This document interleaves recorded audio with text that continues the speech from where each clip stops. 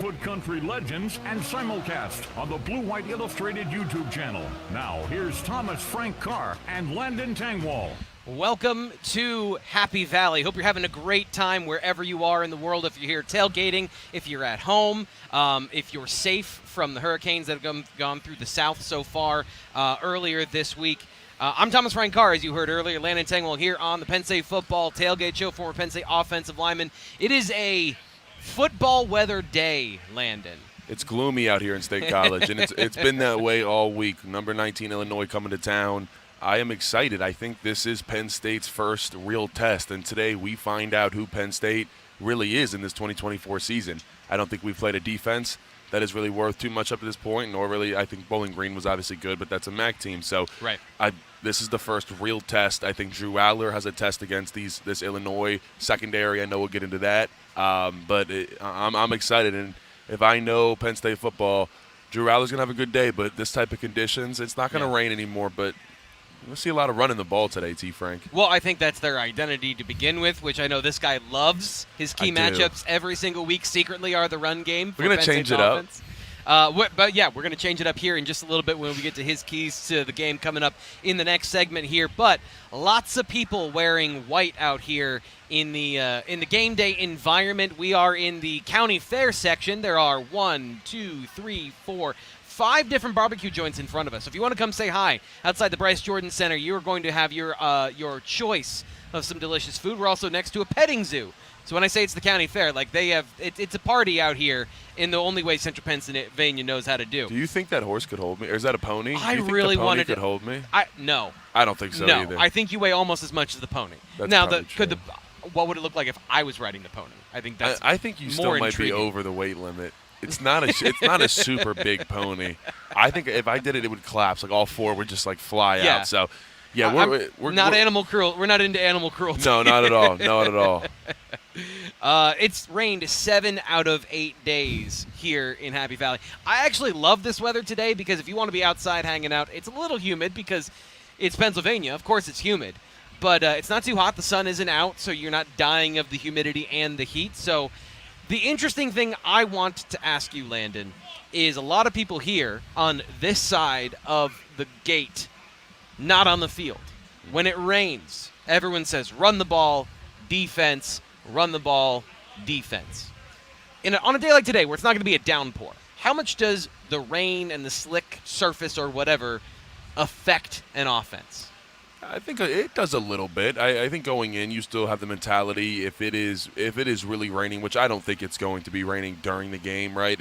Looking at the forecast, it doesn't seem like it's going to be actively raining too much. When it is, you do tend to lean on the run a little bit more. The ball is slippery, and I will tell you one thing, that if you know the whole week's going to be like it has been in State College this week and heading into Saturday, we've already had some rain today. There's a lot of wet ball work, and that is all throughout practice where they dip the balls in the water, and the snappers, the holders, quarterbacks, wide receivers, running, everybody is working with a wet ball. So there is an emphasis throughout the week of practice. If you are expecting rain, you best believe James Franklin is going to have you prepared. And the other piece of it is when it's one of those weeks where it's just rainy all week in State College like it was this week, during practice, you're going to go out and practice in the rain. They were out there on Wednesday. That is how it works. And if so, a couple periods. Now, they don't want you out there the whole time because you don't want you to get sick or anything. Yeah. But it's like, hey, we're going to go out for 2 periods and we're going to get some work in the rain handling the ball. And it's good. I think it definitely does help. Everything is just slowed down. Everybody's not as fast. It's harder for offensive linemen to get footing. So it definitely does change the dynamics of the game a little bit. But I also think it presents an opportunity to, like you said, we're going to want to run the ball tonight. And I think this is Penn State, and we'll get into this more, but this is the first odd front that Penn State has went up against this year. It's all been on 4 downs. So now you'll see 3 down linemen or 5 down linemen. And when you have 5 down linemen, it is mano-a-mano for this Penn State offensive line against an Illinois defensive lineman. So there's going to be some tests today. Illinois D-line, their secondary against our offense. I'm excited to see how Penn State is hopefully going to prevail. When we get into these matchups when it comes to the Big Ten or further on down the road, these teams are going to be good. They're going to have strengths. They're going to have abilities, but are they a complete team? Are they a complete defensive line? Are they a complete offense? Is Penn State a complete offense, defense, or special teams unit. We're going to find those things out as we go through the month of October and, of course, in early November. And through that, if you want to join us, Landon Tengwall, he's got the Behind the Wall podcast on YouTube. And if you want to join us at BlueWhiteIllustrated.com, this is a night game. It's a whiteout energy game, and we've had that energy all week long because we've been giving you a 50% off sale at BlueWhiteIllustrated.com. If you're listening here on the radio, you're listening on Podcast Land, or on the YouTube channel, promo code WEARE for 50% off an annual membership at BlueWhiteIllustrated.com. If you're driving in the game, you're listening on the radio, that means you. If you're hanging out at your tailgate, you can join the best place for Penn State football coverage, BlueWhiteIllustrated.com, and of course, Landon's site. You can subscribe for free, and you can get his insight throughout the week. Hey, how many shows are you on now? A lot. I do like 5 radio shows. We got a couple pregame, postgame podcasts, film breakdown. But you check it out at Behind the Wall with Landon Tengwall on YouTube. And there's no, I keep it real. I keep it real for all the subscribers. No paywall over here. Sorry. Nice. Sorry, I didn't mean to do that. I've only been doing it for 4 months. Blue White Illustrated has been a thing since before my dad was born. So rightfully so. It's all good. I know what you're saying. We're going to talk about the offense coming up in just a little bit, but I want to get kind of a large overview, 100,000 foot view of this game when it comes to the matchups you've seen this week and how you think these two teams, from an identity perspective, how they fit together on the field. So what do you find intriguing about the matchups today, and is it a good one for Penn State?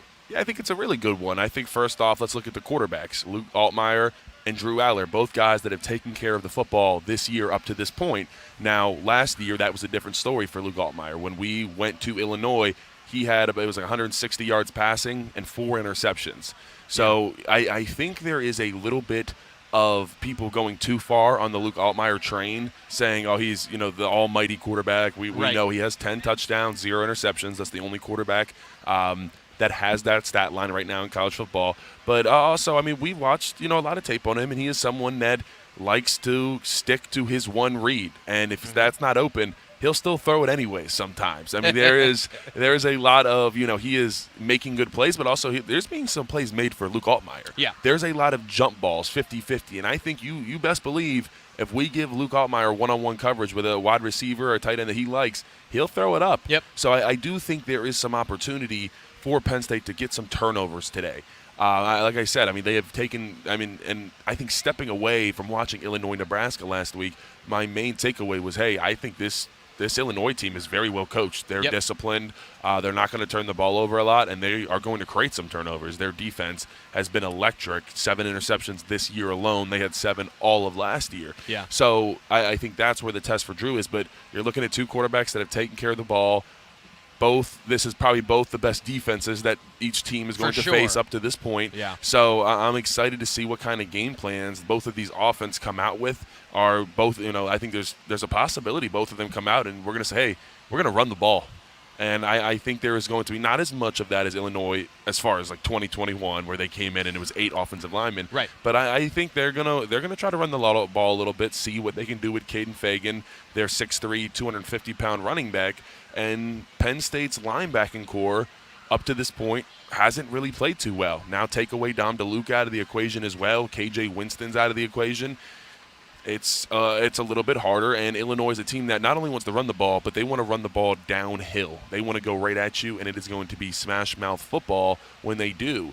So I'm excited to see how our linebackers, how our interior defensive line take that on. But there's definitely some similarities on this team, I think. But it should be a fun one to watch, and my kind of prediction for how it goes is I think it's going to be close for a while, but I think we start to pull away towards the end. I think the skill gap of Penn State will start to kind of take over, but I think to start out, the biggest thing is you can't come out and be asleep if you're Penn State. That has been a thing where these teams haven't started out terribly fast, the Penn State teams, despite whether or not they had, even back to 2016, 2017 with some of the most prolific offenses, they were known as a second-half team. How do you start fast? That's an interesting dynamic that some teams seem to be able to do intrinsically, and some teams do have this kind of, you got to get warmed up, you got to feel things out. I think last week against Kent State it was more about they were using that game like practice. They were going to run as many plays as possible as early as possible, and then they decided when they wanted to score, they threw the ball down the field aggressively against a team, which you could have expected them to do from the beginning if they didn't want to get everybody involved in that game. So I guess how do you start out fast, Landon, from that perspective? What do you think are the keys to making sure you do put that pressure on the Illinois offense so they can't run the ball, play ball control, play slow, kind of try to speed them up in their kind of game flow from that perspective? Right. When you are able to come out and start fast as an offense, that is a testament to the prep that the offensive coordinator and the coaches did that week, because those are all scripted plays. When you come out, those first 10, 15 plays for the offense are scripted. You come in, the quarterback, the whole offense really gets to look at them and hear, okay, these are the plays we want to run. If we're on the left hash, we're going right to this play. If we start on the right hash, we're coming with this play. So that is known as a offense going into the game. So you get to a point where you come in and, like Bowling Green, they clearly had a game plan against our defense. They came in and executed that, and you saw the result. It felt like they went down with swiftness. Yeah. So I went to see some of that from Andy Kotonicki, but that, once you get into the game, you start to adjust to the other team and really see what they're doing. It's like, okay, that's where coaching comes into play, but all that prep work is where really you see how those first 10, 15 plays on offense go. It's like, okay, did you study them correctly? Right. Pretty much. Did you actually understand what they were doing as a defense? Did they bring something unexpected that they haven't done yet this year that was not on your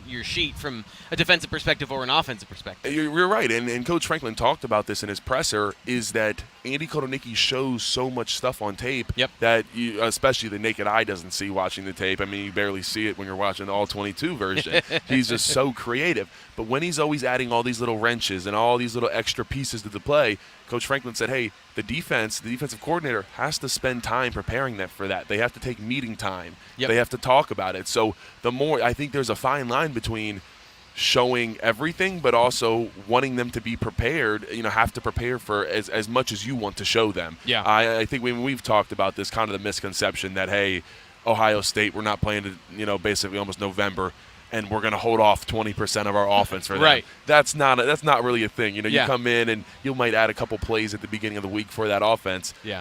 But it's an evolution. I think the best offense is you show what you are, and then you evolve over time playing off of those concepts to keep people off balance. Because if you come in and run the same plays the same ways from the same – this is what football coaches are doing during the week, is they're saying, okay, when we're on the field, you mentioned left, right hash, wherever you are on the field, 10-yard line, 20-yard line, what are they running? What is the predictability of these things? If you stay unpredictable because you keep switching things up while still maintaining that consistency of, the whole, going back to the whole Blizzard analogy of it's all the same plays that look different and provide different stresses for different defenses, that's how you evolve, not being like, okay, here is this 20% of the offense that's like military classified. Like you can only have the break that out in week 12 or whatever. One of the things in this game that I'm interested in, and I want to get your thought on this. We're going to talk about this next, but Drew Allar. The conversation about Drew has been an interesting one so far this year because, yes, they have not been good defenses necessarily that they've played, but Penn State has shredded them through the air. Completion percentage, deep completion percentage, improving at things that they were not good at in the first game through the third game. To me, he's playing like a guy that can go in the first round in terms of he already had the talent, so he just had to apply those skills. And so far, that's my analysis. Is this game a coming out party for Drew Allar on a larger stage that this is a quarterback of that caliber? Yeah, I think this game tells us which direction he's going to go the rest of this season. And like I said, this is his first real test of defense that has been battle-tested. They've played Dylan Raiola, who is, I think, a pretty talented young freshman. And it's like, okay, they got good D-line, good secondary. Let's see if Drew, number one, can kind of continue to be able to stretch the field, make the defense uncomfortable. And I think it falls a little bit on Andy Kotonicki and we've seen him give Drew these easy throws by motioning guys around, doing a ton of different things to scheme guys open and have easy completions for Drew Allar. So I'm excited, but I think this could be his coming out party. But also, if it's not, I don't think that's the end of the world. But, I think his performance up to this point has been definitely a little bit indicative of what Andy Kotonicki has brought to the offense. But also, we haven't played any good defenses. Kent State could get beat by some some really good high school teams. I mean, that's a little too far, but I mean they were that bad. So I think I'm definitely excited, and like I said, I think this is, and he knows. I mean, it's a prove it game for Drew Allar, and I'm sure he's feeling a little bit of pressure. And talking about that, Nick Dawkins spoke about that earlier this week, and even Penn State put out the quote on Instagram and on Twitter. It was a pretty long quote of Nick Dawkins kind of almost defending Drew Allar, but saying, hey, you don't understand what it's like to be in this guy's shoes and what he has to go through every day. He doesn't live the same life as everybody else, being able to just walk down the street and, really it's him and Franklin. Those are the only guys around here that know what that is like, where you can't really leave your house. I mean, that is kind of how it goes when you're the star quarterback of Penn State. I have not seen Drew at Wegmans once. No, he does not. No. I mean, I go there a weird amount, like a lot. You'd think I'd run into most people. I'm surprised I haven't seen you there, T. Frank. Wegmans, I'll tell you what, they're a bakery. Yeah? First off, they're a loaf of bread, and we're not at all sponsored by Wegmans, but they're, and then if giving out some free sponsorship. We are. I'm just saying, like the triple chocolate like cake thing. I'm sorry, you got an offensive lineman talking about food, but there was some really, really good stuff, and they got Otto's root beer, so that's, sorry, I don't mean to get too far off track there. We'll get back to Drew Allar. So just know, but I think it is an interesting conversation to have. Is like people really don't sit there and think about when you just go out to the store and you go out and go about your day. Drew literally has to sit there and think, okay, I don't want to go there because I'm going to get, a million people are going to come up to me. Someone might scream I suck. Like, you don't know. Right. You don't know what it is. And so it's just, I'm sure that eventually gets old. It sounds like that might be cool for a minute. But saying all that to say, I think there's definitely some pressure mounting, and I think Drew knows this is his first real test of the year with Andy Kotelnicki's new offense. And, we're going to see what type of game plan Illinois comes with and see if they try to make Drew uncomfortable or they sit back a little bit. And we have seen them run a lot of games, meaning they run stunts. Yeah. Guys trying to pick other guys. They have loopers that come around. They are notorious for doing that at Illinois, especially when they're in those 5-down set, meaning there's 5 defensive linemen. They love running into each other, trying to confuse the offensive line. We'll be back to talk more about Drew Allar versus that Penn State, the Illinois secondary, not to spoil things for you. But coming up next, we're going to be getting into all of that. Of course, there's a lot of news that we kind of touched on already. KJ Winston out for a long-term injury. There were some more questions about who would be available at practice on Wednesday. We're going to go through that in this week's Penn State football practice update right now on the Penn State Football Tailgate Show. We'll be back to the Penn State Tailgate Show, driven by Blaze Alexander Family Dealerships on 99.5 The Bus, 107.5 The Bus, Bigfoot Country Legends, and streaming on the Blue White Illustrated YouTube channel. The Penn State football team takes on Illinois today in a clash of top 25 Big Ten teams. So, what sort of factors will influence this game? There's a good chance that health will play a critical role. I'm Thomas Frank Carr, and this is your Penn State practice update from Blue White Illustrated. Want to be the first to get our unfiltered observations from practice each week? Subscribe right now with promo code WEARE to get 50% off the annual subscription price.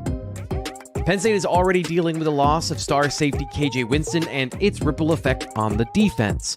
But last week, top reserve linebacker and part-time field linebacking starter Dom DeLuca left the game against Kent State and didn't return. Head coach James Franklin wasn't willing to share a status update with the media on Wednesday, but did discuss the contingency plan if he's out. We'll plan on using Specca this week. If we're in that situation, he would get green lighted for this game, not necessarily for the season at this point, but he was the guy that was able to play a little bit last week, and we're preparing him this week to be ready to go as well. The Nittany Lions are planning on playing freshman safety Dejon Lane a healthy amount this season after Winston's injury. Now the team is preparing for the reality of 2 freshmen taking meaningful contributions on defense, at least potentially in this game. While the defense tries to battle against the injury bug, the Penn State offense is reasonably healthy. However, the team's third running back Cam Lost wasn't at practice on Wednesday either. Again, a freshman is likely to step into this void. Star freshman recruit Quentin Martin is the likely third tailback, as he was the third runner through drills on Wednesday. The team worked its typical passing drills for the rest of the offense, but with new offensive coordinator Andy Kotelnicki at the helm, there's always something new and interesting week to week. We'll all find out together what Kotelnicki has in store for Illinois and a defense that his Kansas offense put up 539 yards on last year. That's your Penn State Practice Report. I'm Thomas Frank Carr. We'll have more of the Blaze Alexander Family Dealerships Tailgate Show next.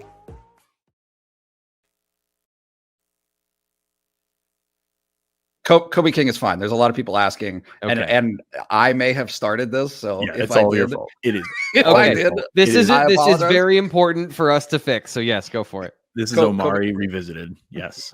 yeah, a little bit.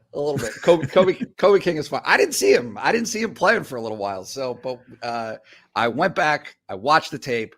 There was nothing unusual about. He got rocked. The reason that I thought something was up with Kobe King is because if you go back and watch that hit that he took, which nobody in the press box understood what they were reviewing for targeting.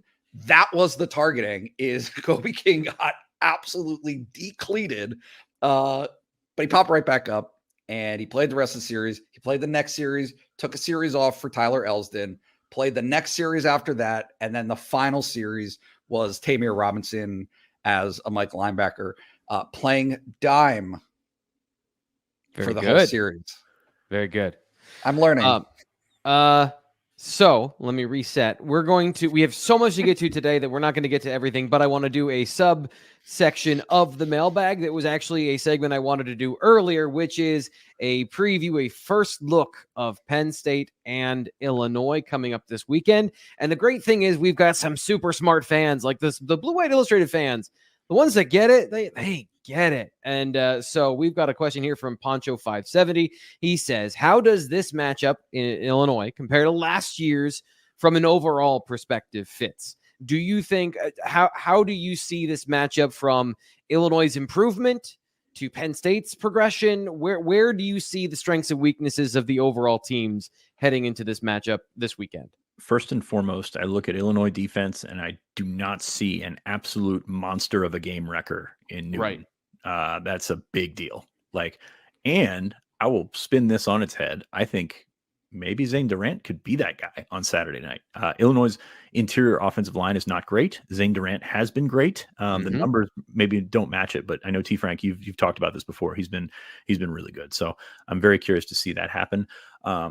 They're not letting Luke Altmaier throw over the middle, which is a great decision for them, especially based on last year's matchup with Penn State. It's a side-to-side passing game. It's getting things to the outside, and it's trying to beat guys on the outside without patterns, with screens and things like that. So keeping Altmaier out of the middle of the field, which is in turn making him a one-read quarterback maybe. And I think he wasn't. that's what he's always been. I think that's a big thing. And we're going to talk about it again this week in terms of getting the ball out. If you get Illinois behind, that's when you can sack him, because he's going to start running around. He's going to start trying to do things. And that's when you can sack him. That's when you can get turnovers. But yes, they do not throw the ball over the middle. Spread HD type stuff out here, just the out patterns. And it was successful against Nebraska.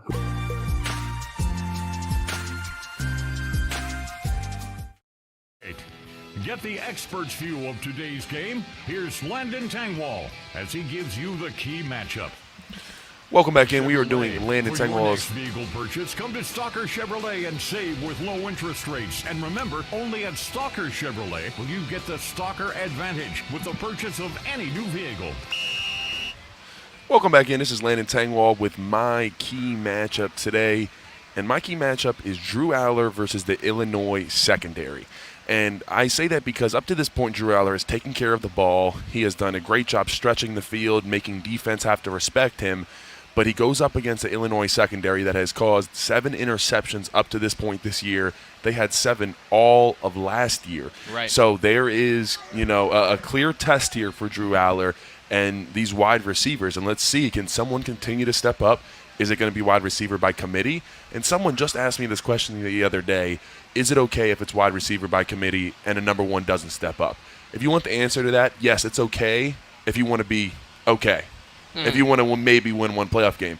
But if you want to win a national championship, you have to have a number one wide receiver for the most part. I mean, Michigan got away with it because that offensive line at Michigan was probably one of the best since the 1994 Rose Bowl team. Shout out the boys getting honored tonight in between the first quarter. But Roman Wilson was still a really good wide receiver drafted by the Steelers early. Yep. So I think the point is they had a dynamic element in that game, in that offense. He was a de facto number one, even if he didn't look or play like a number one at all times. I agree. He demanded the respect. He was able to stretch the field. Amari Evans is showing that. We have went deep to Amari Evans every single game, and sometimes more than once every single game. Yeah. So I'm excited about that. But let's see if Drew Allar and these wide receivers can get clicking against the Illinois secondary that has posed to be really talented so far this year. It was the number one thing James Franklin came to the press conference with on Monday, essentially, was when he started talking about Illinois, especially the defense. He said, this secondary will challenge us. And I think that talking about Amari Evans and his struggles previously before this year in terms of physicality through the route and contact, either at the catch point or at the break of the route, he has struggled at times with that. This is a physical secondary. They have seen a lot of soft zone things where teams were trying to take away the deep ball, but also give you some underneath stuff or give you some opportunities. This is a team that wants to lock you down in terms of man coverage and playing physical. I think that's a very important part of this game that can unlock a new level for this offense. If they play through that, they've answered the question for me that has haunted this receiver room for 3 straight years. I think you're right. And I think Amari Evans, I want to see him get a little bit more involved in the offense also than just a deep shot. I don't want him to just be this streak specialist, but let's get him involved in a little bit of other ways. You can get creative, and we've seen Andy Kotelnicki get creative. He's running a ton of jet motions, so there's opportunity to put guys in the slot, that type of thing, move dudes around. And when you have one of the faster guys on the team in Amari Evans, I know Andy Kotelnicki wants to get creative, and he's got a lot of guys to get creative with. So I think he's taking his time, going along the whole season, adding plays here and there, adding little differences, and that's what we mean. There is not that many different types of plays. Everybody runs the same plays. Illinois, there's just variations of how you run those plays. Sorry, I just got excited because Illinois runs the play that Penn State loves to run to Tyler Warren, where you run 2 players through the same zone and then he follows up like 10 yards later, and the kind of that run through to open up that zone. Everybody runs that play. It's kind of a flood concept. Everyone runs that play, but I was watching them against Nebraska, and they were running that exact play to their slot receiver. So just how you package these things is how your offense presents itself. I asked James Franklin about Drew Allar and his abilities this year and how he's been performing in terms of being an all-around quarterback. And the thing he said was his deep ball is going to get better. Like, compliment to the offensive line, compliment to the receivers, compliment to Drew, compliment to Andy Kotelnicki, and then he said, and that deep ball is going to get better. And I thought it was really interesting because we've seen that ball hang up there in the air quite a bit this year. That's a coaching point. James Franklin said in his Monday press conference, I hate it when the ball is overthrown. If you're going to miss short because it forces the ref to make a decision whether it's pass interference or not. And I thought that was super interesting because a guy who can throw it 75 yards on a rope has been putting all kinds of loft on this. This game in particular, some of those balls that have come back a little bit, to me that's a big thing. Is he going to hit these guys in stride? Are they going to be waiting for it? Because these defensive backs are going to make a play where previously those other guys that they were facing maybe didn't have the ability to make a play at the catch point the same way that these guys will tonight. Yeah, I think that's a great point. I mean, looking at the Kent State secondary, Amari Evans, there was a couple times where Drew Allar had him on a deep ball and Amari had to slow down and he kind of got tackled as he caught it. Well, that's okay when you have 5 yards of separation. Right. But when you're playing an Illinois secondary that is up there as far as secondaries all around college football, there is only maybe 1.5 yards of separation by Amari, and so that ball has to be put in a better place. And so if, Drew Allar, I don't know exactly the coaching point that Franklin is necessarily giving him. I don't think you want to overcoach that too much. Yeah. But, let him continue to be loose. And I think that's the biggest thing we've seen from Drew Allar up to this point. He's just having fun playing football again. He's playing loose. And he is. There's a couple passes where he has fitted into some windows, and it's like that is that is why he was the number 1 quarterback in the nation in 2022. So you see that from him, and you're seeing more and more flashes, and I think that gets a lot of fans excited. And like I said, now you enter Illinois today, and now what feels like to me one of the most defining moments of Drew Allar's career, and that might be a little too far, but it's like, okay, now you have the offensive coordinator. There's no excuse there. Andy Kotelnicki is going to help you out. Yeah. So it's like, first test, Drew. I mean, I will say, I'm sure once we get to Ohio State, that'll probably be the biggest. But I think right now, it's like, all right, let's see what you have. So there's that pressure on his shoulders coming into tonight. But the nuance there is Ohio State will always be the test of greatness. This is the test of dominance, where this is a team where it was a 17.5-point spread coming into this week. So whether or not that is accurate, that is how everyone feels about this particular game and this particular matchup. So to me, it's almost like this is a statement game about you've got to be that guy tonight because we see that you have that skill. The nation sees that you have that skill. And this is a good team that you're supposed to beat by 17.5 points based on the perception of this particular game where it could be a close game. But when you look at the balance of skills and the open talking about are you a complete team? Penn State has more elements that are a complete team than Illinois. I don't think that shouldn't be a shock to anybody. So do you come out and do you play with that lethal efficiency that we've seen so far against a better competition to set the stage for later when you're chasing that greatness against teams like USC and Ohio State on your schedule? Yeah, I mean, obviously, when you have that first test, this is where you find out a lot about your team. And now I will say, as much as we haven't played teams that are too great, I do think we found a little bit out about our leadership going into West Virginia. A lot of times when the team that is ahead, especially if you're away, and you end up sitting in the locker room for 2.5 hours on a delay, it can kind of mess with you. Penn State came out, and they didn't miss a beat. Then Bowling Green, you find yourself down to a MAC team, down by 10 points at home. Didn't flinch. Tom Allen came out second half, handled business, only let up 3 points, 100 yards, 2 interceptions. So we have seen Penn State respond, and it seems like up to this point their leadership has been good. So I think there is going to be moments tonight where that is tested. Illinois is a team that creates turnovers. You are going to have to respond if you're Penn State. It's just how you do that. And then also, I think getting 1 or 2 possessions for Drew Allar, even if you can give him one on their side of the field, just give him the ball in positive territory. Just allow that offense to get going just a little bit. If you are Tom Allen and company, Luke Altmaier hasn't turned the ball over. I did give a bold prediction on Twitter. I said I think he will have 2 turnovers tonight. If we can do that, and let me just go back. Coach Franklin, I know him. He is screaming about the turnover battle all week long. Yeah. Absolutely his number one thing. We must win the turnover battle. So I know that is a point of emphasis, and I'm excited to see what Tom Allen's going to bring on defense and if Drew Allar can continue to take care of the ball and attack the secondary at the same time. You're listening to the Penn State Football Tailgate Show. I'm Thomas Frank Carr. That's Landon Tengwall. We're also simulcast on the Blue White Illustrated YouTube channel. Always appreciate the people that show up for the YouTube channel to hear our conversation and sit through a 90-minute YouTube video.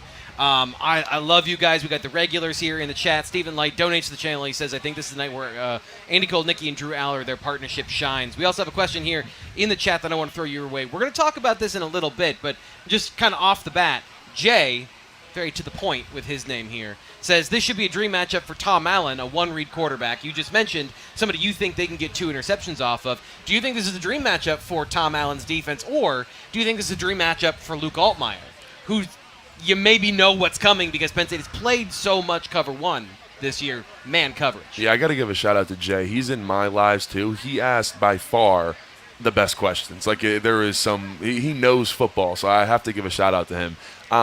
Now, to answer that question, I mean, I think wait, sorry, one more time?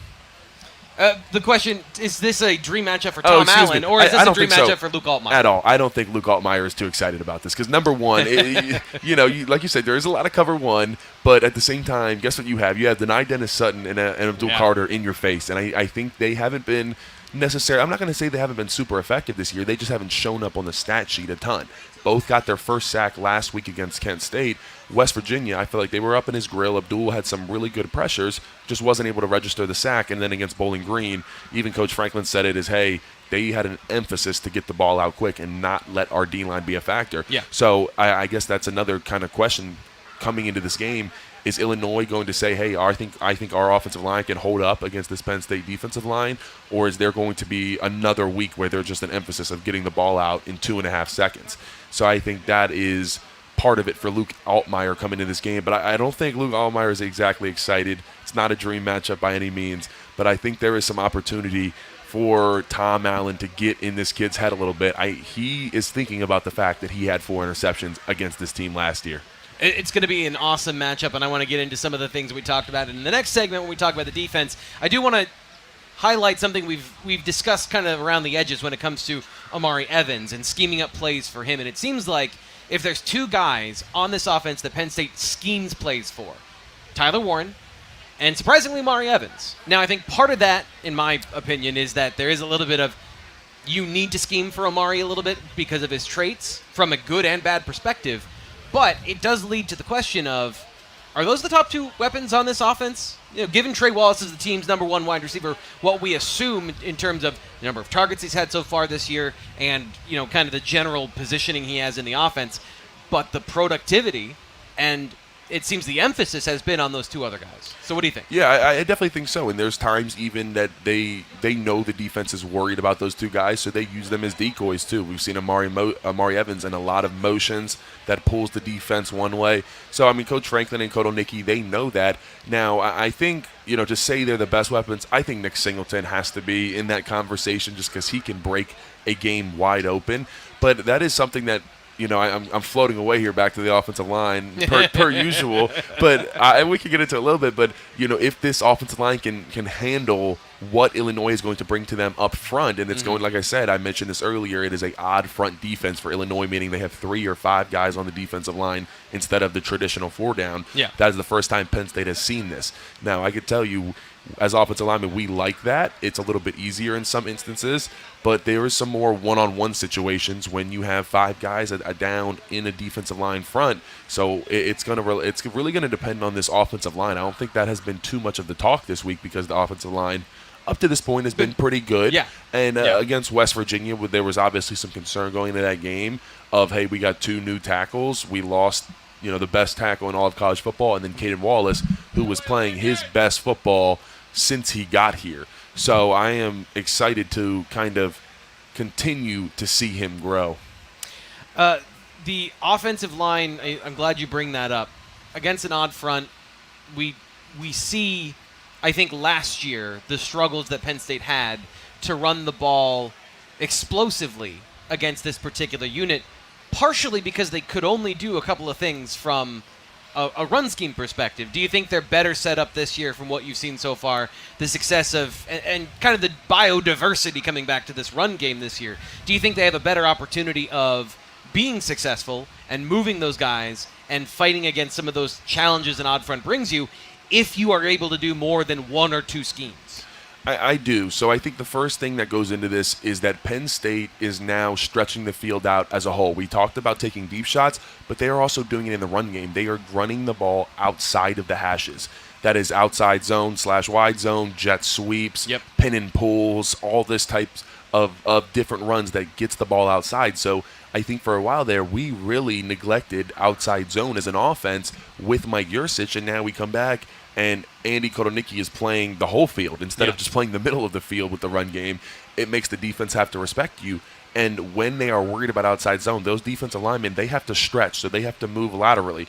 And when you start to move guys laterally, it's easier to move them as a whole. You got to think, when you're running inside zone right up the center's back, there's not a lot of movement there. You're not, you know, it is just mano-a-mano. You're clashing heads. You've got like to 2 Rams. You really got to win. Outside, there's an opportunity to, and we've talked about this so much, and people say it, how do we get Nick Singleton the ball in space? Yeah. Well, just turn on the tape, and Andy Kotelnicki will show you how he has done that, not even really just with Nick Singleton, but with a couple other guys on the team. And I think we're going to see more of that today and him continue to be creative with this offense. I find it interesting that the strength of the defense last year was their defensive line, without a question.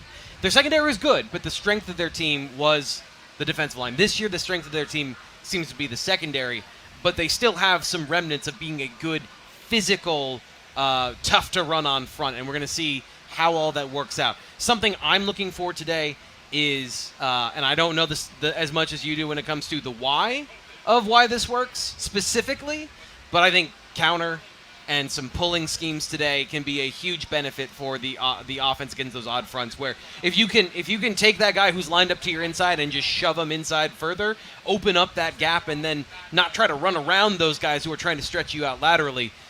They weren't able to do that last year. They just had to run kind of the same stuff over and over again.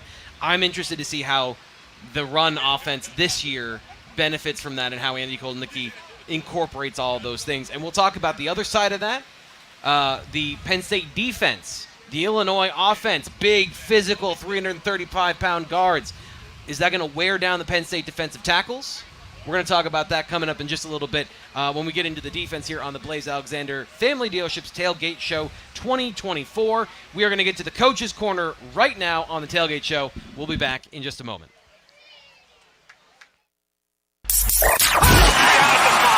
Press conferences are boring, right? That's why we've set aside the most important stuff for you. It's Coach's Corner, powered by Your Cigar Den and Monte Cristo Lounge, with free, easy in and out parking for all your tailgating needs. Check out Your Cigar Den's new Casa Cuban Lounge on Colonnade Boulevard next to Wegmans. The unofficial whiteout, it's here. James Franklin has spent the week calling the ranked matchup against the 19th ranked Illinois team a whiteout energy affair. We'll see what he means officially in a few hours, but many of the whiteouts in recent years have been earlier in the day, like a 3:30 kickoff, but now this one against the Fighting Illini is 7:30. And with it being a nighttime kickoff, not only does it mean that the called for whiteout will be in full effect, but also that Franklin can adjust his team raring to go with more time for adjustments. I'm thankful for the 7:30 game. I know that sounds silly, but with some of the young guys that we're playing, we need every minute we can in preparation, and we're going to take advantage of every minute in terms of walkthroughs and meeting. Penn State's defense came up trumps 1 week ago against Kent State. The highly touted defense held the Golden Flashes to a goose egg on the scoreboard and only 67 total yards of offense. The 67 yards of offense allowed was the 8th lowest figure all-time in Penn State history. And per ESPN Stats and Info, the number of yardage difference they had in the game, 651, was the largest in Penn State history and the largest in any game against any FBS opponent in the last 20 seasons. James remaining coy on how Tom Allen's defense has played so far as the road ahead gets a little bigger. Whenever you hold anybody to 67 yards, that's hard to do. So I thought we took some significant strides last week. It's something for us to build on. But obviously, as we all know, when you get into Big Ten play, it's different. And Illinois has done a really good job. They're a physical bunch. The quarterback's playing at a high level. And as you guys know, we've lost some significant players and has tested our depth. So we're going to have to continue to develop depth. The Kent State defense, on the other hand, did not play so hot. Drew Allar lit up the Golden Flashes for 309 yards and 3 touchdowns in the air and another 26 yards and a tutty on the ground. Coach Franklin loves the growth he has seen in the second-year starter for the Nittany Lions, especially when it comes to thinking a little outside the box. Drew's done a couple nice things in terms of extending plays, and his mobility, I think, has been really big for us. I think last year he probably ran better than people thought he would, and I think he's taken it to another level this year, not necessarily just purely running, but getting a couple first downs a game with his feet or just keeping plays alive, like the long play down the sideline that he threw to Omari that he extended the play. For a second time this season, the weather may play a factor in a Penn State game. Weather projections for tonight, as of Friday, are not looking incredible. Defensive coordinator Tom Allen has found himself up in the box calling the defense over the past few weeks as a result of other weather phenomena. James was asked about this, and, spoiler, he had some jokes for us. The hot dogs and the food and the temperature, he wasn't going up until the weather came out. There's supposed to be rain and thunder and lightning, so he said, I'm going up into the booth, put Dex on the sideline, let him deal with the rain. That's not what you wanted. Didn't get a smile or a laugh or nothing out of you. That was your Penn State Coach's Corner. More from the Tailgate Show in a moment. Fitz, there are some updates to Penn State's roster for the class of 2025, which we need to get to now in Fitz's recruiting update.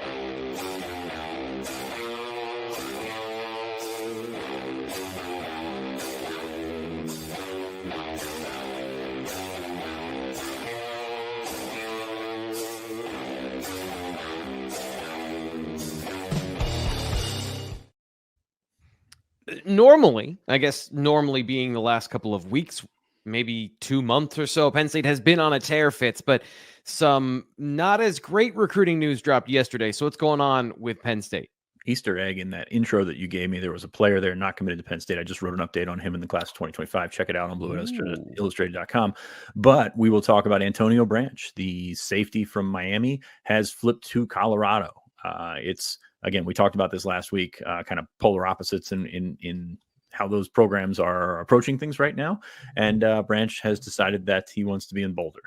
So more power to him. But that's one that's, was one of those guys, one of those Florida recruiting guys that we talked about before, that you were going to have to watch anyway. This popped up a couple of weeks ago. He got an offer from the Buffaloes, and Deion Sanders, I believe on September 5th, visited there this weekend. You don't want your commits taking visits in the fall. I mean, sometimes you can try and talk yourself into he's just going to see something, see a spectacle or something like that. If they're taking a visit in the fall, it's probably something serious here. So it turned out to be serious. He flipped to Colorado. It was interesting because Penn State has been looking at safeties. I don't want to say contingency plan, but you got a Miami Northwestern kid committed to a school that's 1,000 miles away. Colorado kind of throws a wrench into that theory, but at the same time, you were always looking for other safeties here. And it'll be interesting to see where Penn State pivots. I think they're going to look back at some of the guys that maybe they missed on earlier, or maybe they offered and didn't quite get there with that prospect. When you follow it early in the session or early in the cycle, you understand that like you can only host so many guys for official visits, and then some guys are below the line, but some guys might have good seasons. We saw Penn State offer Bradley Gompers from Central Catholic a couple weeks ago. So senior risers are still in effect here. They did offer Indiana safety commit Byron Baldwin, and two things here. I think Baldwin's going to commit to Colorado any day now. So that's a really interesting timing on that recruitment. St. Francis plays some corner, plays some safety. He's a good player. But no, that's it's just funny how that one has worked out to date. Like I said, I think he's going to commit to Colorado any day now. The other thing here, and I was thinking about this today, I really, really enjoyed seeing guys that JMU was on really early. With Cignetti there. They did a phenomenal job to evaluate, and they had to because they're JMU. You kind of find yourself in that same position with Indiana. So there are some schools out there that, used to be like this with Temple. If you saw a guy that's like, oh. Welcome back to the Blaze Alexander Family Dealerships, celebrating more than 40 years of service to the community. Blaze Alexander Family Dealerships has a vehicle to fit your budget and transportation needs. Home of the $1,000 lowest price guarantee with 20 locations throughout Pennsylvania. No, bring it back. I told you to start the show. We are in the middle of Barbecue Alley outside the Bryce Jordan Center. I'm Thomas Frank Carr. That's Landon Tengwall. Landon, it's Smoking Jay's Barbecue? Smoking Jay's Barbecue. He just came over, dropped off some ribs, and they are killer. So you just caught me. It cut into the break a little bit more, or coming out of the break, because they were too good. So I had to indulge a little bit. Are you want any? I'm good for now. Okay, it can get a little messy, but So it's good. Great cook on that. Shout out. They're right here on Curtin, so if you're listening, come check them out in front of the BJC ticket office. I don't have the discipline that you do, so the show would be over. Like, it would just be, you would be watching me eat food. Nobody's here to do that. So we'll hit up those in the break. But we got to get to the Penn State defense here as we preview Penn State, Illinois coming up at 7:30. Of course, as I said, this is the Blaze Alexander Family Dealerships Penn State Football Tailgate Show. This is Landon Tengwall, former Penn State offensive lineman, gone up against these guys in the trenches for a while in your career. But something that I find very interesting is that we might be in a position where a defense that coming into this year you thought, there's not really a lot of room for new guys to contribute with so many players back, and yet they might be relying on more than one freshman tonight, depending on what goes on with the game and the matchup.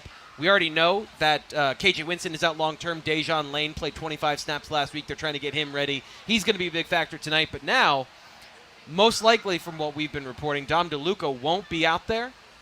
How hard is it to have freshmen on the field and play at a high level from a football perspective? Well, we know that obviously there is confidence from that coaching staff in Dejon Lane, because coming into the season, Coach Franklin only green-lighted someone's red shirt, only two guys. It was Cooper Cousins and Dejon Lane, and that is confidence in those guys that, hey, you're not going to need a fifth year. That means, hey, you can get to the league in 4 years, and you can also help us win right now. So obviously that confidence is there for Dejon Lane. And I remember actually right before West Virginia, I saw Jay Reed in the barbershop and just completely, I didn't even ask him, and he said, Dejon Lane is a baller. He's like, be on the lookout for him. And then sure enough, next thing you know, KJ goes down, will be out for a while, and Dejan Lane is playing a ton of snaps. So I'm excited to see him, but I get the problem there is I think there's a little bit more pressure now on the defensive front to get home. Right. Because previous to that, when you have KJ Winston, an All-American behind you, he can make up for some mistakes because he sees things before it happens. I mean, that was one of the reasons KJ was the player he was, not only physically, but how he matured mentally over the years. I mean, it is a testament to the work he puts in. He is constantly working on his craft and always in the film room, making sure he knows what's going to happen before it happens. And that's pretty much the best trait of a safety because they have the whole picture back there. So when you don't have that, and Dejan Lane, like I said, is someone who's clearly talented and the coaches have confidence in, but he is not KJ Winston. He is still a freshman who has only seen 3 games of college football. You just don't have that experience to really know what you're doing out there. So there is an opportunity where I think you can take advantage of that if you're Illinois and say, okay, let's take a couple shots at this young freshman because he hasn't played any real offenses yet up to this point. West Virginia was decent, but this offense is a lot better. And then also, I would challenge those safeties to come downhill a little bit and see, like, Illinois is going to run the ball. So Dejan Lane's going to have to get in there. He's going to have to throw his body around because KJ Winston was someone that was really good at tackling around the line of scrimmage, constantly making plays there. And now you lose that. Okay, let's see. Plug in Zakee Wheatley. Shout out Big Zakee Sr. If you're on Penn State Twitter at all. Zig, yep. That was close there. You watched We got lovely fans here out in front of the BJC ticket office here on Curtin Road. Come on out and stop by. Say what's up to me and T. Frank. We're having a good time out here. But, as far as then you look, Dakari Nelson made the change down. Who was going to step in for Dom DeLuca? But I think one of the problems is if you're Tom Allen, you come and say, hey, I get to be creative this year. I might run this 4-2-5 where you take away the Sam linebacker, so you take away Dom DeLuca, enter in Zakee Wheatley. You have 3 safeties on the field. Well, now KJ Winston's out. So now Jalen Reed has to go play KJ Winston's position. Zakee Wheatley and Dejan Lane have to play a little bit more, and you're not able to be as creative with them. And then on top of that, now you add in the Dom DeLuca injury, and it's like, shoot, man, I'm really losing my guys where I have the ability to be creative with switching around that kind of Sam safety linebacker roles. That's where you can have fun with it if you're Tom Allen. And I think also you're missing Dom DeLuca because Dom DeLuca, he is someone that he's a force in the run game, and now you lose that. You have a guy that maybe is not as physical, and if you're Illinois, you're coming in this game saying, hey, they're lacking a little bit, and we've just said this earlier, let's run the ball on them. Let's make them stop us. And and that is Illinois' identity, is to take care of the football and slowly get downfield, longer drives, that type of thing. And this is a defense now with a couple injuries where there is a little bit of an opportunity for that. And like you said before when you started the season, you said, hey, there's really not too many holes at all in this defense. The defensive tackle is really strong, probably the strongest it's been in a really long time. Just completely reloaded at defensive end. I think we're going to start to see that production come back a little bit more. But now add in a couple injuries, and let's see what happens. There's also some opportunities for cornerbacks. We're seeing new cornerbacks all the time, T. Frank, as far as who's starting with Jalen Kimber. Obviously, A.J. Harris was dealing with some stuff last week, but constantly, and Coach Franklin said that after West Virginia. He said, do not be surprised if the guys you saw start this week are not starting next week. And we've seen that pretty much every week, and he was mainly referring to the cornerbacks because he has stated, hey, I think I got 5-6 cornerbacks that can start on this team. So a lot of them are going to play. So he is going to continue that to interchange his guys and use those depth pieces. That's something that Coach Franklin values very highly, is getting depth, especially in a game like this. He's going to play a lot of guys still. It's something that I'm interested in. We talk about what you expect coming into a game and what you might not expect coming into a game based on your opponent and what they've done, and then what they can do to you. And sometimes that's the surprise, is what they identify in you as weakness and then switch something up. Here's a great example. You just mentioned, if you smell blood in the water, you're an offensive coordinator at Illinois. Brett Bielema's your head coach. You want to run the football. Suddenly, they don't have 3 linebackers they can put on the field consistently, and maybe they're relying on some freshmen. They run with 2 tight ends, roughly 30% of the time, but they're predominantly a team that runs 3 wide receivers. They want to run from that particular. It's not the Illinois that you remember where they ran 8 offensive linemen out there. They want to have that spread football identity where they can throw the ball for high completions and run the ball and control the middle of the field with that offensive line. But what if they don't? I was literally thinking that. What if they don't? What if Brett Bielema comes in here and says, you know what, I want to do what I just did 2 years ago or 3 years, 2021, and it was the same thing. It was homecoming, and it was a little gross out, and Illinois came in here, and we had 9 overtimes, and it was probably the most embarrassed I've ever been walking off of a football field, so we'll stop talking about that. But I think there's a piece of him that wants to do that. I don't think there's a piece. I think there's a whole side of him that wants to do that. That's a great point. He's like, you know, he wants to run the ball and get downhill. Yeah. I'm excited. We'll see. Either way, they're going to do it. I think their running back is someone who is overhyped a little bit, Caden Fagan, because he's so big, and it's kind of, hey, he's Derrick Henry, except he's not. He's really not that good of a runner. He's just Is he huge. Brandon Jacobs? Like, let's bring the comparisons over from Derrick Henry, one of the greatest at that size, to do it to a guy like Brandon Jacobs, where you're big and you're physical and you run the ball efficiently still, despite the fact that you run like a track athlete or a draft horse, where you're just like straight up and you run people over without pad level. And I'm curious if he can be that tonight, at maybe against some smaller, younger linebackers who have had some trouble wrapping up and playing so far this year. That linebacker group has been a little bit inconsistent with tackling. I think that's kind of the question, is can he be something like that as opposed to a game breaker? Because Derrick Henry can do both, right? Like, he can run 75 yards for a touchdown, and also he can go for 4 through 6 people. So do you think that's a better comparison? It is. I think we're being a little disrespectful to Brandon Jacobs and the late 2000, early 2010s run game of the NFL. T. Frank, that was like my peak. I used to follow. You know, it's kind of makes sense that I came full circle, and now I'm kind of in the media because I used to watch NFL Network every day. I don't know. I think Brandon Jacobs was. I think he was pretty elite for the New York Giants. Yeah. But I like the comp a little bit better. I think you're right. He was not. Brandon Jacobs was not a game breaker, but he was going to run through your face and give you problems. I think that is what Caden Fagan can do a little bit today, and wear down a defense if you're chugging away 4, 5, 6 yards with a 250-pound running back. So for just some perspective here, I don't have the numbers directly in front of me, but yards after contact on average gives you an idea of how efficient a guy is at picking up yardage once the offensive line has given you what they're going to give you on a particular play. And usually good running backs are 3 yards plus. So let's say the offensive line gives you 2. You get 3 on your own. That's a 5-yard run. That's a quality run in any system, any level of football. He gets about 2.5, I think it is. So he's, despite being 250, he is not a yards after contact monster, but against a team that doesn't tackle particularly well at this point in the year, given what we've seen, they have been better and worse. They kind of vacillated between being good and then not being good. We'll see if this is another game where maybe the tackling takes a step back. If that does, I think that really feeds into Illinois being in the game, chaining together drives, putting, a lot of plays on that defensive plate so that eventually you can attack one of those freshmen, one of those young guys, because you were out there enough times. They're going to make a mistake at some point, and can you capitalize on it? I think this is a time of possession battle game. And then I think it's going to be who makes the first mistake. I think that is where we see the tide start to turn. If someone makes a mistake, especially on their own side of the field, and gives the other offense really good field position, I think that's where we could see a break in the game. So, but if let's say the turnover battle's even, I think we see Penn State go into halftime, it's close, and start to pull away. And like I said earlier, you start to see that skill gap show. Yeah. Penn State is just better than Illinois.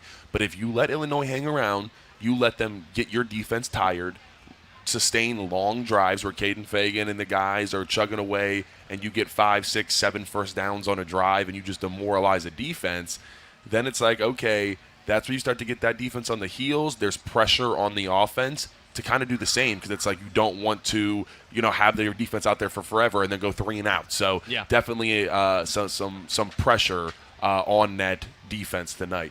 Of course, we have what's called a rundown when we here's what we're going to talk about. Here's roughly the times we're going to talk about it. I had highlighted in bold in the rundown, talk about Zane Durant. we didn't get to Zane Durant. So we're going to get to Zane Durant and the Penn State defensive line versus the offensive line for Illinois coming up on the next segment. But this week in Penn State sports, right now on the Blaise Alexander Family Dealerships Tailgate Show, Blaise Alexander Family Dealership celebrating more than 40 years of service to the community. We'll be right back on 99.5 The Bus, 107.5 The Bus, Bigfoot Country Legends, and streaming on the Blue White Illustrated YouTube channel. It's more than just football at Penn State.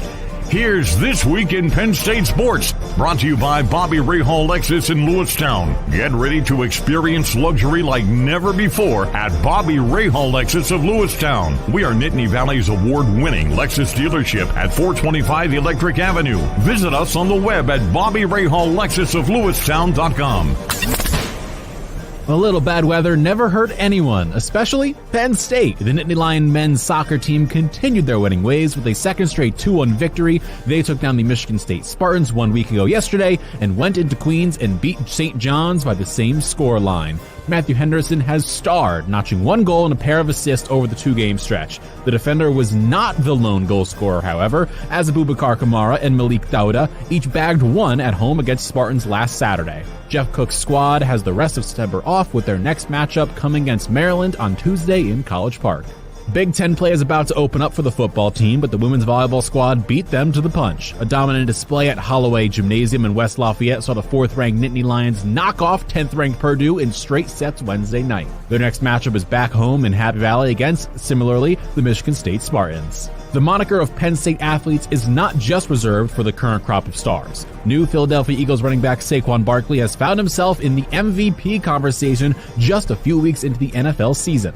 Barkley is up over 400 scrimmage yards and 5 touchdowns through 3 games. Seems like being back in the state of Pennsylvania, it has a pretty good gift for Saquon Barkley and his superpowers. Elsewhere in the NFL, a Buccaneers wideout Chris Godwin has 253 yards in the air and 3 touchdowns, putting him 7th amongst active NFL receivers in receiving yards.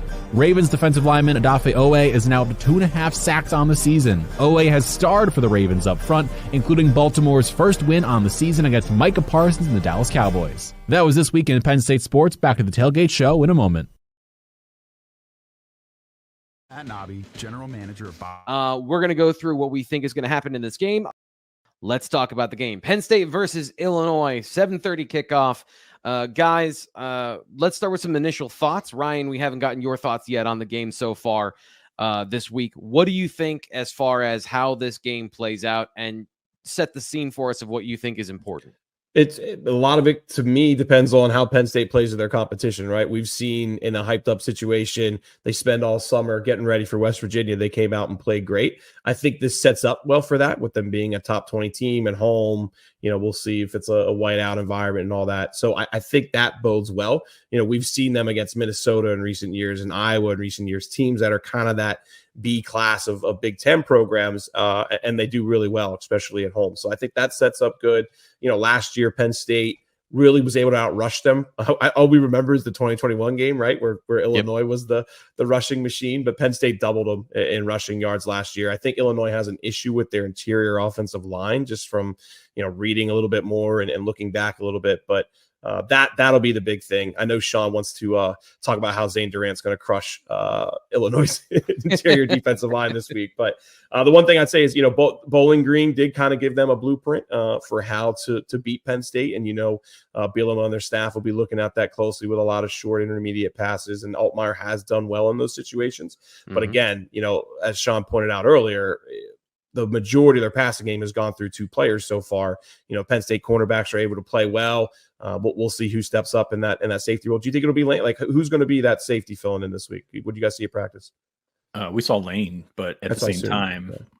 I have my thoughts on it's probably going to be Cam Miller that steps in to the Lion and starts with Reed back deep, at least to start. Mm-hmm. I mean, you don't start the game on your heels, but you start the game like kind of feeling things out, and you probably want the true freshman on the bench to start, and then comes on the field. Right. So my also matters. Like, what? Go ahead. I was going to say it also matters what their personnel package is. So if it's 11 personnel, that's different than if it's 12 personnel. That's different. It's and Jalen Reed. The whole point of Jalen Reed is he kind of bridges the gap, as James Franklin talked about. He can do both. But if they're going to come out in 12 personnel set, Obviously, Dom DeLuca has something to say about that, but you would probably want Jalen Reed there, as opposed to if they come out with a slot receiver, Cam Miller might fit that a little bit better and give you the leeway to play around with that. Mm-hmm. So I think Penn State would control the ball pretty well in this one. Their defensive statistics are pretty strong. But if you look back at that Kansas game, like first off, Kansas rushed for almost 6 yards per carry in that game. They turned the ball over 4 times. If Penn State avoids turnovers, able to rush the ball just like they did last year, I think they're able to keep the ball out of Altmaier's hand a good bit of that game. And, the spread, 18-19, it keeps growing, right? And I think when it came out, everybody was like, man, this seems ridiculously high. I think people know or have a sense that maybe Illinois didn't quite deserve those 2 wins the way it looks like maybe on paper. Obviously, everybody.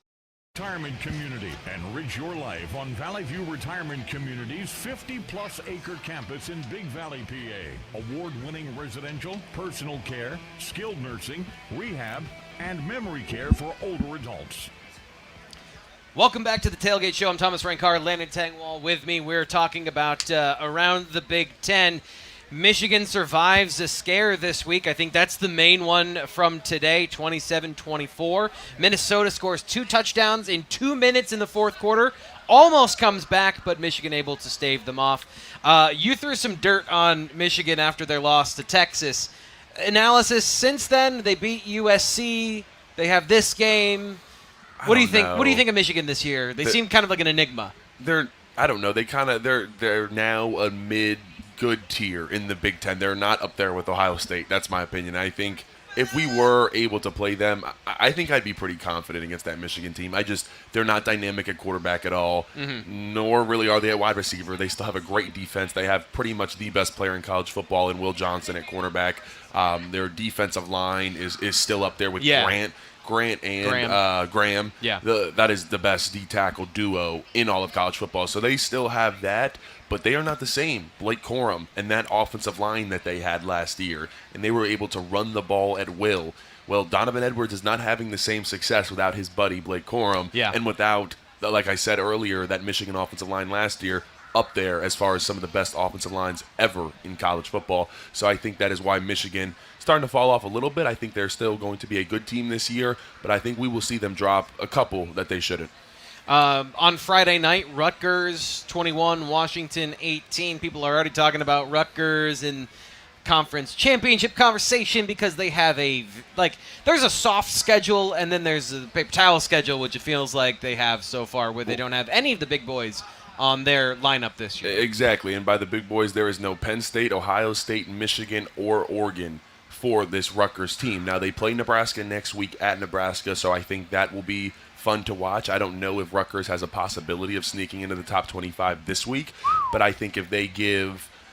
Oh, man, what are you looking at? Wisconsin? Yeah. We'll get to this in just a second. Finish your thought there. We'll finish my thought. Yeah, so, I mean, they play Nebraska next week. Rutgers has a real opportunity to be ranked after they go into Lincoln, Nebraska, and play Matt Rule and Dylan Raiola. If they can handle them, and I think that is their first little bit of a real test for them, we will see if they are a true contender and someone that doesn't have to play anybody else. So they could have an undefeated season, maybe one loss, and then there's talk of them in the playoff contention with 12 teams now. Yeah.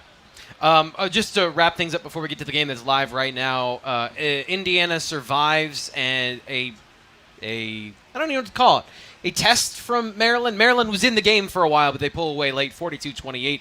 Nebraska-Purdue had an ugly first half, and then Nebraska puts it together 28-10. That offense seems to be the resilient part of that team so far, where they can, at some point when they need to, go get points. But the team we thought was going to go get points in the Big Ten, somebody at BlueWhiteIllustrated.com, one of our message board members, I want to give him credit for this because I didn't come up with this, but it is hilarious, calls them Fancy Maryland. Lots of points, lots of flash. 21-10 right now in the third quarter. Wisconsin on top of the Trojans. That's interesting. I got a couple things, and it's at USC, so I have a couple things on that. Number one, maybe LSU wasn't as good as we thought they were, because after USC beat them, it was like, okay, hey, USC is going to be the real deal. On top of that, Wisconsin is handling USC at USC. I think that Wisconsin away game is going to be hard. No one is really talking about that, but after this, we go UCLA. I mean, I know Coach Franklin 1-0, but let's look ahead a little bit. We go UCLA at home. And then after that, we go to USC bye week, and then to Wisconsin. That Wisconsin game is going to be bring your hard hat. It's going to get downhill. It's going to get ugly at Wisconsin, and they do the jump around. They do a good job there, being distracting, and we had a really tight one there in 2021 to open the season. Yeah. That is a game to look at in the future as far as if you are a little worried about a couple teams outside of Ohio State. I would think there's a possibility Wisconsin is a little bit more of a worry than USC. And they're doing it with their backup quarterback right now. Tyler Van Dyke, I believe, is out. I saw him on crutches after the last game. I actually shouldn't say that. I don't know. It just looked really bad the way he I believe he's done for the year. But anyway. I think so too, but allegedly. So that's around the Big Ten. Of course, coming up tonight, Penn State takes on Illinois, and then at the same time, Ohio State, Michigan, and then the nightcap, because we have Big Ten after dark, Oregon at UCLA. Never going to get used to that being on the Big Ten schedule, but here we are in the year of our Lord 2024. Let's talk about Zane Durant. I mentioned we were going to talk about Zane Durant before the last segment, and we didn't quite get to him. But this is a guy who is having a breakout year so far against the schedule. This is a test, but I don't know that it's as big of a test as some people might think. I think this is a massive advantage for Penn State in the trenches, especially in between the tackles. You're the expert, though. We watched some of that film together. What did you see from the Illinois offensive line? Yeah, I think first off, let's start with both tackles. I think they are both good, but they both present weaknesses that Nittany and Abdul are elite players and they are elite athletes. So those little things, that quick burst to be able to get off the ball just a little bit quicker than them, that ability to bend the edge and get to the quarterback. I think we have an opportunity for them to kind of get to the quarterback. Now let's talk interior. I do think that the left guard is pretty weak. Zane will line up a lot against him. So there is an opportunity. And Zane is hard to go against. He is like a little bulldog. You think short and stout because he's like 6'1", but he is one of the most solid guys I have ever had to block. And it is not easy. I mean, you think those big 6'5", 315-pound defensive tackles, it's like, those are hard. There's a big dudes, but it's a little bit easier to get under them. You can't get under Zane Durant. So he has a real opportunity in front of him today to continue a season. And I said this before the year. I think he has the ability to leave after this year and head to the NFL if he continues to stack these type of games that he's had so far against an Illinois offensive line. I think he is going to continue just down the road, stack those bigger, and we need a game wrecker like that against when we play Ohio State, when we play Wisconsin. It helps and we've seen it. We talked about it earlier. Abdul and Nittany haven't necessarily been game wreckers up to this point. Now, if you can add someone in the middle that the offense has to worry about, and Penn State hasn't had that for a long time. A true, PJ Mustipher was a great run stopper, but someone that could be a great run stopper, but also get to the passer a little bit. Zane Durant gets me really excited, and I think someone that can pose a big threat to this Illinois offense. And so the other thing that I find interesting is he's first off, I think it was last year, he's 280, 285, something like that. And I'm like, I don't know where they're going to find a place to put more weight on him. And by God, Chuck Losey found more room. Like, holy cow, he came out this year, this offseason, and I was like, it looked like a different person, but the same. I don't even know how to quite describe it, but Zane Durant, everything you just said about him, I don't know there is a place on him that does not have an inch and a half of muscle surrounding it. And when you have that height, that pad level, the question I had coming into this game, or coming into this season, is he's obviously very good. The NFL values certain things, traits especially. He does not have some of those traits. I don't mind the 6'1", but the arm length and some of those metrics that maybe he doesn't quite cross that threshold. We have seen exceptions to that go in the first round. Nobody's Aaron Donald. Could he be Ed Oliver? Do you think there is a first-round conversation for Zane Durant this year, given his skill set? This year, no. I don't think so. I think that he is really talented, but he is not someone that is a game wrecker. And when you are an NFL team and you go to spend that first-round pick, you want a game breaker or a game wrecker, whether it's on one side of the ball or the other. So I don't think he is that just yet. And so, I think, I don't want to get too far ahead. We're playing here today against Illinois, but looking next year, that defensive line loses a ton of pieces. And if you 4 of their top 5 defensive tackles. Yes, and then defensive end, if it goes the way we think Nittany and Abdul could both go, Smith-Vilbert's in his 6th year, Amin's in his 5th year, who knows who comes back from that. So if Zane Durant decides to leave with that group too, there's some really big question marks on the defensive line. So, but now if he comes back for another year, then I do think there's a little bit more of an opportunity to talk about him in a first round, early second round type of grade. He's making me ask the question, I guess, is the main thing, is I was not expecting to be asking the question of, I always thought he was a guy that could go in the top 75 picks, but could he be a guy that goes in the top 32? He's been putting that in my brain so far through the first 3 weeks of the season, which is a credit to him. The advantage up front between the two sides, where does it go? And if it goes to Penn State, how much of a box does that put Illinois in? From the defensive line standpoint? From the line of scrimmage perspective, yeah. Yeah, I mean, I think there's a couple things that goes along with that. Luke Altmaier hasn't been under a ton of pressure up to this point this year, and you see that in the stat sheet. He has been really successful. He's been consistent, and he takes care of the football. Now, you start to get after him with Abdul and Denai, and we mentioned the tackles for Illinois. They're good, but they're not great. So I think we've seen a couple times where Abdul's gotten mighty close to sacking the quarterback. He had his first one against Kent State last week, but he has been getting closer and closer to having one of those 2.5 sack games, which we saw from Chop Robinson doing stuff like that. We saw from Adisa Isaac doing things like that. We need that type of production from our defensive ends, especially up front, just as a whole, as a pass rushing unit. You don't have KJ Winston back there. You have to make up for that a little bit. There is a little bit of extra weight on this Penn State defensive line. Just as a formality, something that we've been talking about, and again, we had reported at BlueWhiteIllustrated.com. If you want to sign up right now, 50% off an annual membership with the promo code WEARE when you sign up. Gets you 50% off that yearly deal. You can get some of this reporting throughout the week. Dom DeLucas and KJ Winston both out. No one is questionable. So all the players we expected to not be there, including Cam Wallace, backup running back for the Nittany Lions, those players are not in the game today. So that conversation about Anthony Specca and Dejon Lane, very important in this game heading into kickoff at 7:30. It is. Some young guys are going to have to step up for Penn State in this game. And I'm also looking, I want to go back to the wide receivers for 1 second and talking about Drew Allar against the secondary. They have been, Illinois has played a couple good quarterbacks. They played Raiola, who had a decent game, but outside of that Raiola game, they haven't let up a 150-yard passer. So 150? 150. Wow. Everybody under 150, even dude from Kansas who was thought to be kind of a Heisman guy, and he had 142 yards and a couple interceptions. So they have put some offenses in a pickle so far this year. Let's see if they can bottle up Andy Kotelnicki. I don't think they can, Frank. You look at the way Kansas tried to photocopy the plan from last year without him.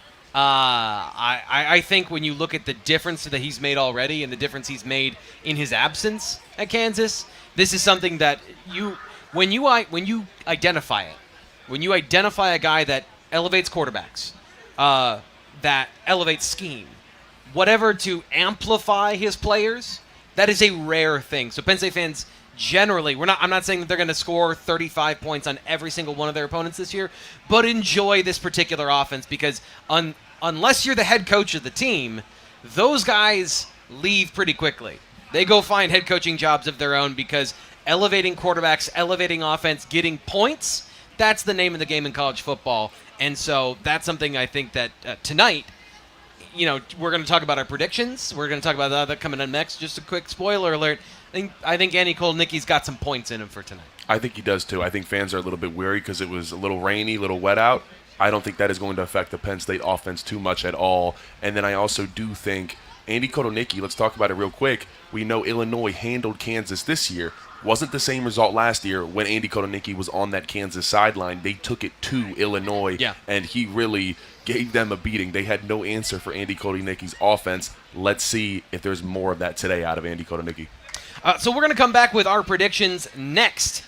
We got a lot of stuff to cover in this final segment of all the things we just talked about over the last about an hour and 15 minutes. We're going to distill it down into the most important points coming up in the final roughly 5. That's coming up. We'll be back on the Penn State Tailgate Show, driven by Blaze Alexander Family Dealerships on 99.5, 107.5 The Bus, Bigfoot Country Legends, and streaming on the Blue White Illustrated YouTube channel.